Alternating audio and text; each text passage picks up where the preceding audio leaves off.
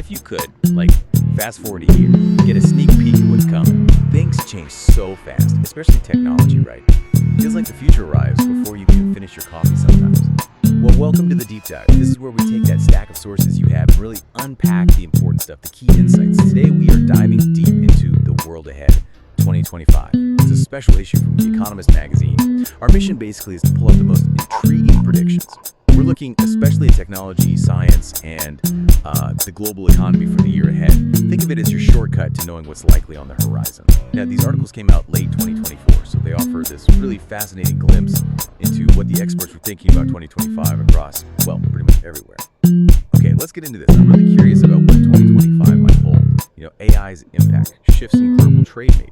It feels a bit like looking into a crystal ball, but, one based on actual data. Yeah, and what's really fascinating, I think, isn't just the predictions themselves, it's how interconnected everything seems to be. We'll see things like falling interest rates maybe affecting your shopping habits directly, or, how geopolitical tensions could literally shake up commodity markets in ways you might not expect. It really paints this picture of all these forces kind of shaping our world, often just below the surface.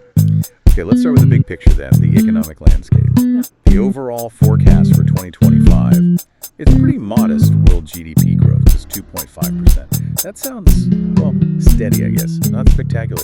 But what's the real story behind that number? Does it hide something more complex? Oh, it absolutely does. Yeah, 2.5% global growth sounds simple, but the real insight here is the huge regional differences at mass. You've got Europe strengthening apparently, but then emerging markets might stay pretty flat. They seem to be struggling with this mix of trade barriers, climate change hitting them, and technological hurdles too. So it's not just slow growth everywhere. It's more like a multi-speed world economy emerging. One bright spot, though, across this very picture is lower inflation. That's predicted. And that should encourage central banks like America's Federal Reserve to, cut interest rates a bit more. Right. So if inflation cools down, interest rates drop.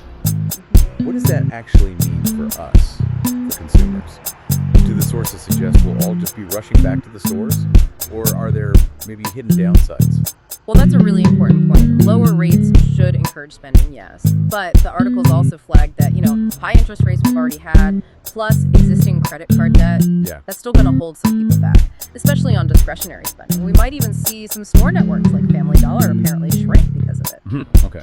However, for people maybe less burdened by debt, lower rates will likely prompt more shopping, leading to a global retail sales volume expansion of over 2% in 2025. 2%. Which, interestingly, would be the fastest growth since way back in 2021. So, not quite smooth sailing then.